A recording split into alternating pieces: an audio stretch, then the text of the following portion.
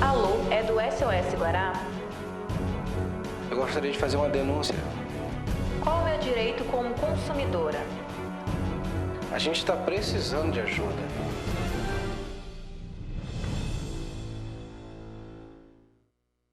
Olá, está no ar o programa SOS Guará. O SOS Guará recebeu esta semana uma grave denúncia de degradação ambiental. O rio Gangã, situado no bairro Vivendas do Turu, está abandonado e poluído.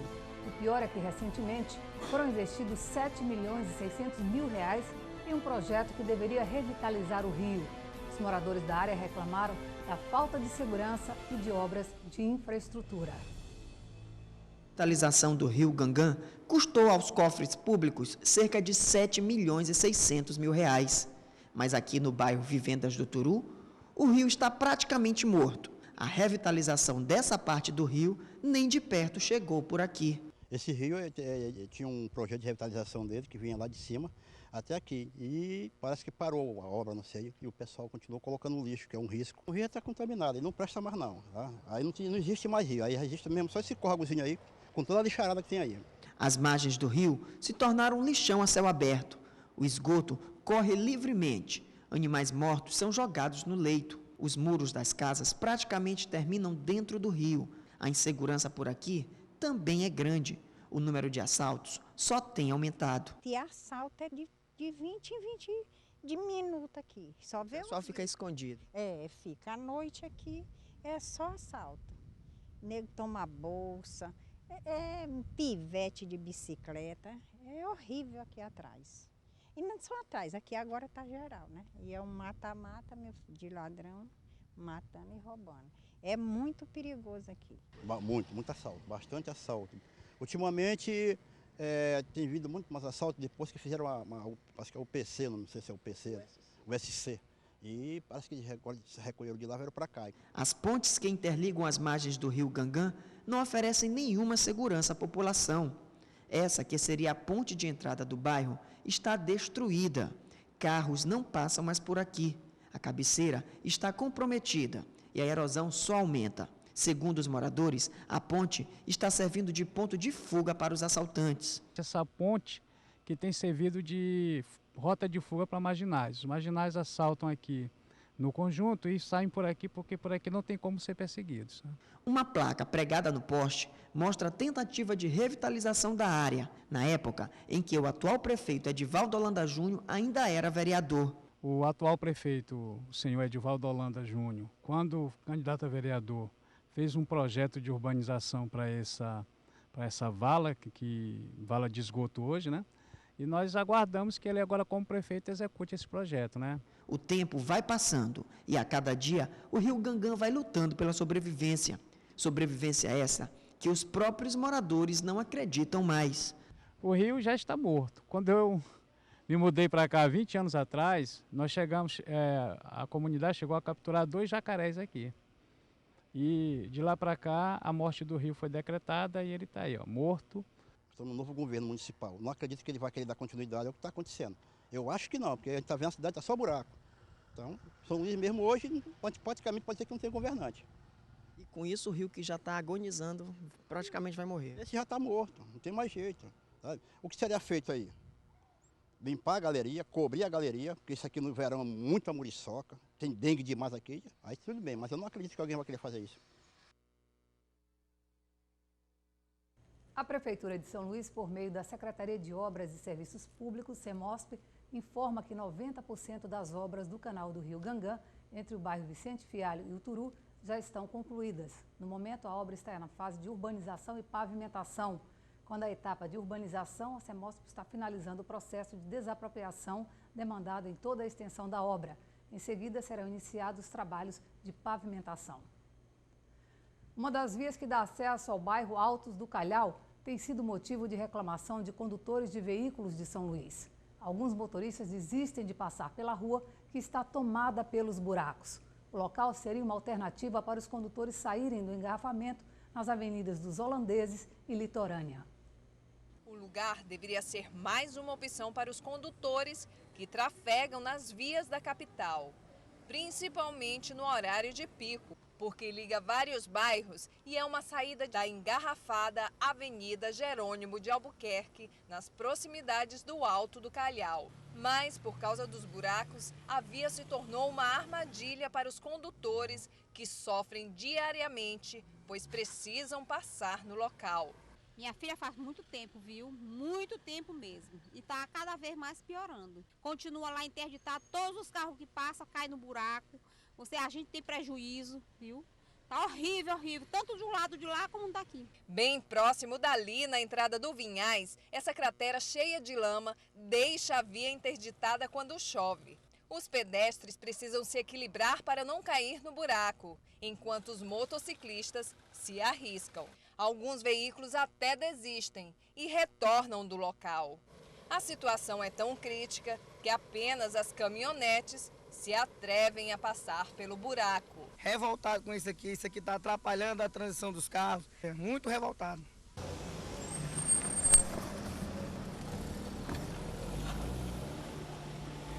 A Prefeitura de São Luís informou que o Altos do Calhau já foi inspecionado e inserido na programação dos serviços de pavimentação.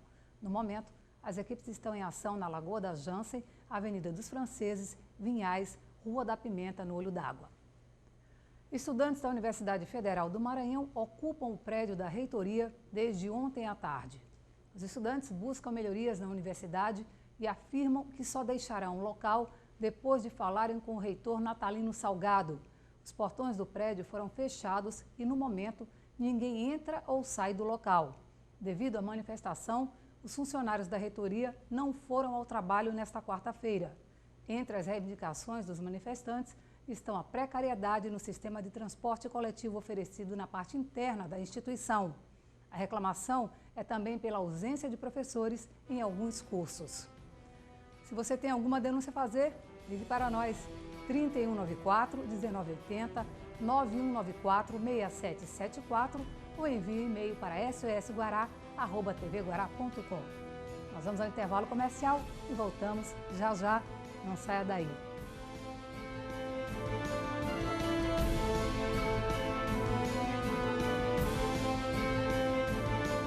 Estamos de volta com o programa SOS Guará. Começou a valer desde ontem a medida da Agência Nacional de Saúde, que determina que as operadoras de planos de saúde têm um prazo de até 48 horas para fazer por escrito uma justificativa em caso de negativa de cobertura dos clientes. A falta de atendimento ou a demora é uma das principais reclamações junto ao PROCON. Nas ruas, reclamações sobre os serviços prestados pelas operadoras de plano de saúde é o que não faltam. Bastante críticos, né? Eu mesma acabei de sair de uma consulta, estava há 2 meses agendado, né?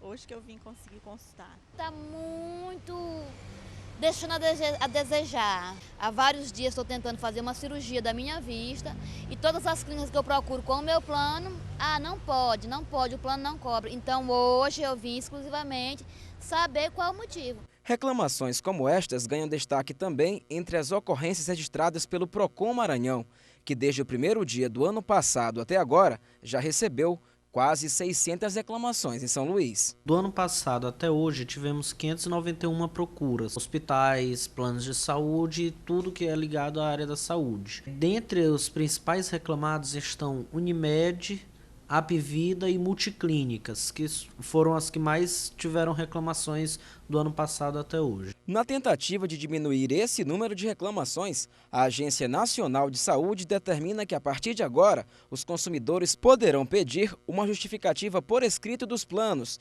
sempre que tiverem procedimentos médicos negados pelas empresas. Após o pedido do segurado, a operadora privada de planos de saúde terá o prazo máximo de 48 horas para justificar por meio de correspondência ou meio eletrônico, de forma clara e objetiva ao seu consumidor, o porquê da negativa do procedimento médico. Caso isso não aconteça, o consumidor poderá acionar o PROCON ou mesmo a Agência Nacional de Saúde. O PROCON deve ser acionado, aí o PROCON entra em contato com a ANS para que a ANS aplique as multas devidas aos planos de saúde. O consumidor ele só tem que estar ciente de que para que o plano de saúde obedeça a essas 48 horas, o consumidor deve solicitar o motivo da negativa. Se a operadora deixar de informar por escrito os motivos da negativa de cobertura previstos em lei, sempre que for solicitada, pagará multa de até R$30 mil. A multa por negativa de cobertura indevida em caso de urgência e emergência é de R$100 mil. Você sabe o que é peculato? Um crime bastante comum no Brasil. O peculato é praticado por um funcionário público contra a administração em geral, com ou sem a participação de terceiros. Se apropriar ou desviar dinheiro público é uma prática quase cultural da classe política brasileira que vem sendo cada vez mais combatida pelos órgãos competentes. A pena para o crime de peculato é de 2 a 12 anos de reclusão. Para conversar sobre este assunto conosco, o SOS Guará convidou o advogado especialista em direito público, Carlos Sérgio de Carvalho Barros. Prazer tê-lo aqui, seja bem-vindo. Prazer, Mônica, é um prazer todo meu. Tirar um pouquinho aí do seu tempo para a gente esclarecer um pouquinho a opinião pública que anda muito indignada, né, com a prática tão banalizada da corrupção no nosso país. Você acha que isso vai mudar com o tempo? Já tem mudado, Mônica. O Brasil, desde a Constituição, com a democratização do país, as instituições se aperfeiçoando, nós já temos tido muitos avanços. É claro que muita coisa precisa ser aperfeiçoada, os órgãos de fiscalização, a polícia, o Ministério Público, o Judiciário, nossas leis processuais. O Brasil ainda tem muito que avançar, mas nós temos avançado e a população também tem que saber escolher melhor os seus representantes, porque não basta as leis, as normas, é preciso também a educação, a cultura, a formação, o caráter das pessoas para que realmente se tenha o cuidado e a lisura no trato da coisa pública. Com certeza. Aliás, a palavra candidato, para quem não sabe, vem de cândido, que quer dizer puro, quer dizer limpo. Então, acho que as pessoas, o eleitor, deveria levar muito mais em consideração o lado do caráter, da honestidade, né, da ética. Na hora de definir seu candidato, a gente caminha para essa consciência maior? Porque os políticos, eles refletem muito como a sociedade também é, né? Sempre se diz, uma frase, que todo povo tem o governo que merece, né? A população, eu, quando comecei a advogar, sempre trabalhando nessa área pública, eleitoral, trabalhei em muitos processos de cassação de prefeito, e o que a gente via é que o cassado, o vice assumia, muitas vezes era pior do que aquele que havia sido cassado, a população deseja mudança. Então o problema me parece muito complexo, bem mais complexo, não podemos achar que é um problema só das pessoas também, é um problema desse sistema que talvez dê muitas atribuições, muitas responsabilidades. Acho importante distribuir a competência, não deixar nenhum órgão, nenhuma pessoa com poderes demasiados. Penso que por aí nós podemos também avançar. A gente vê que no Brasil, me parece que isso está tão assim assimilado à cultura nacional, que você vê pessoas que a justiça tira do poder. Tivemos o impeachment, por exemplo, do Collor, e ele voltou legitimamente pelo voto direto, entre outros tantos que foram afastados e acabam voltando legitimados pelo povo, que torna a outorgar um novo mandato. Como que se justifica isso? Pois é. O brasileiro acha que isso é um crime menos grave, roubar? Pois é, e roubar do público, né? Roubar do particular, parece que há uma reação maior. Roubar recursos públicos muitas vezes não é entendido da mesma forma. Mas esse é um problema que começa nas campanhas eleitorais também. A nossa população, ela tem que saber votar melhor, ela não pode condicionar o seu voto à entrega de um bem, a um emprego, e que isso é que acaba, é o início da corrupção, é o início dos crimes de peculato, é na campanha eleitoral, que a população saiba escolher os candidatos pelos que eles realmente representam e não pelo benefício individual que ele terá. Muitas vezes o prefeito acaba se sujeitando a praticar atos irregulares por conta de todo o contexto da sociedade, daquela cidade, que pede muito ao prefeito, que quer que ele empregue alguém, que quer que ele facilite de alguma forma a vida individual das pessoas. Os políticos é para pensar a sociedade de uma forma coletiva, a cidade de uma forma coletiva e não só atendendo A, B ou C. Isso é que me parece um dos germes da corrupção e do peculato. Ok, nós vamos a mais um intervalo comercial. Voltamos em 3 minutinhos.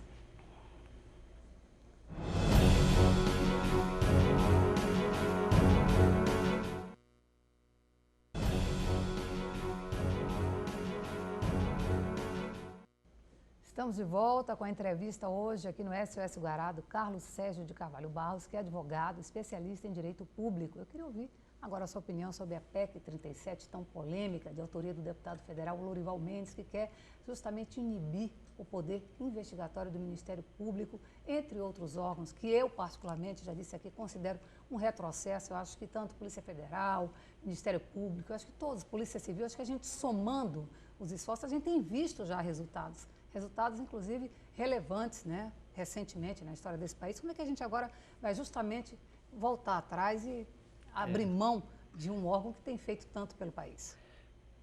Olha, Mônica, me parece que esse debate está ocorrendo de uma forma um pouco distorcida, né? Na verdade, essa PEC 37, ela nem necessária era, porque a Constituição de 88 ela já define que o inquérito policial é responsabilidade da Polícia Judiciária.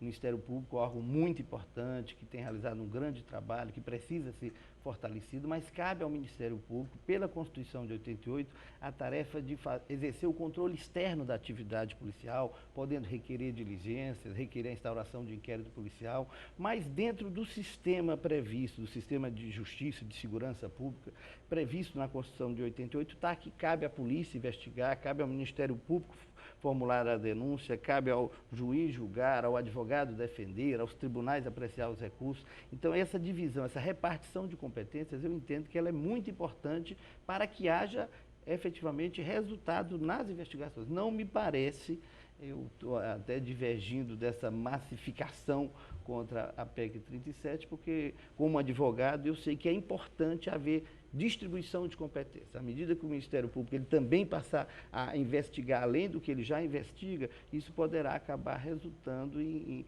exageros, em acusações muitas vezes indevidas. Quando um investiga e o Ministério Público recebe a investigação da polícia, ele pode requerer novas diligências, ele pode conversar, orientar a polícia sobre como proceder à apuração daquele crime, porque quem investiga normalmente acaba se deixando dominar por um sentimento de que aquela investigação deve apontar culpados.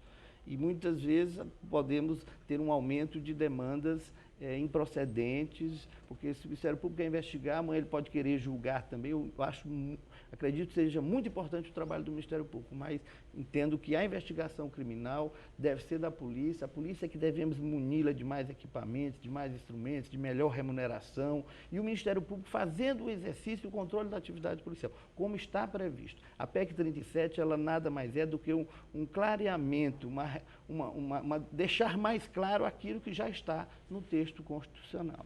É porque no momento, a atividade que o Ministério Público exerce, em nenhum momento substitui a polícia ou rivaliza com a polícia. Pelo contrário, eu acho que o que a sociedade já entendeu, até por estar vendo tantos resultados, a exemplo do mensalão, é que o Ministério Público está cumprindo um papel em termos de moralização da política, passando a limpo aí muita gente, e me parece também não soa muito justo os próprios deputados que são alvo de investigações do Ministério Público julgarem e aprovarem ou não a PEC 37, né?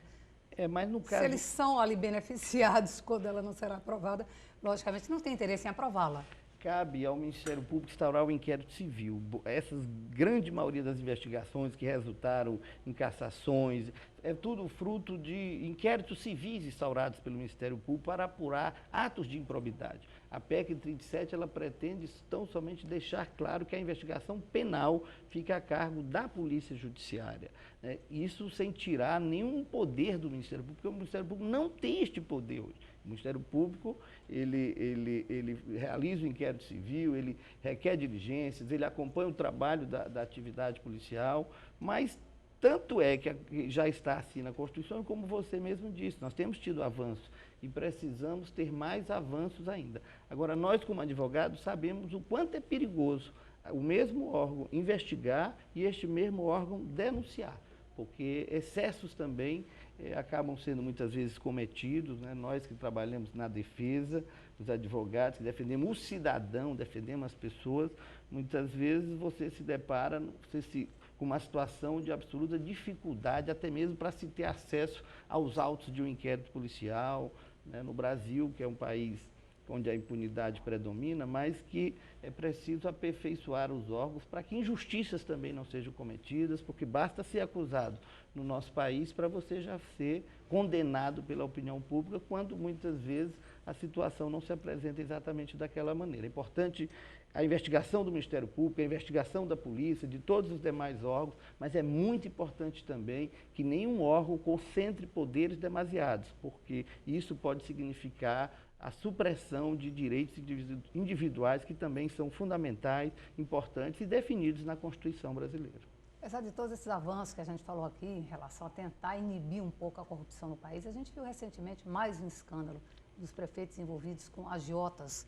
Como é que você vê essa denúncia? 41 prefeituras, né, pedindo dinheiro emprestado durante a campanha eleitoral para depois pagar através de licitações fraudulentas, de merenda escolar, de medicações, enfim, desviando dinheiro público, ter uma finalidade de investimentos, né, para a saúde, né, para a educação, e esse dinheiro vai parar na mão dos agiotas que emprestaram para a campanha.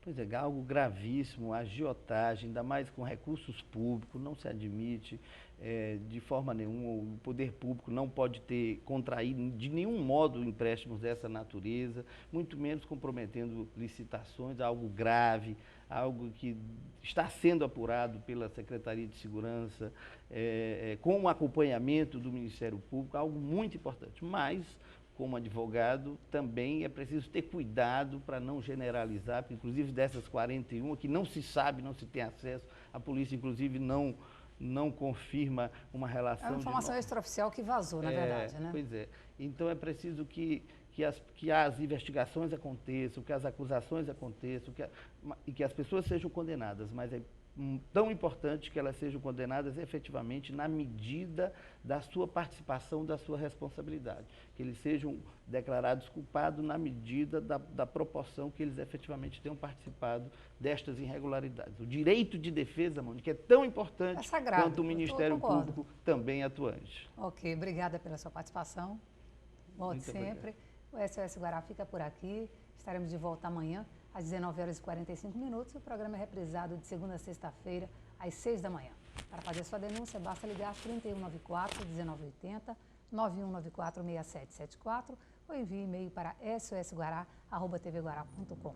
Obrigada pela companhia e até amanhã.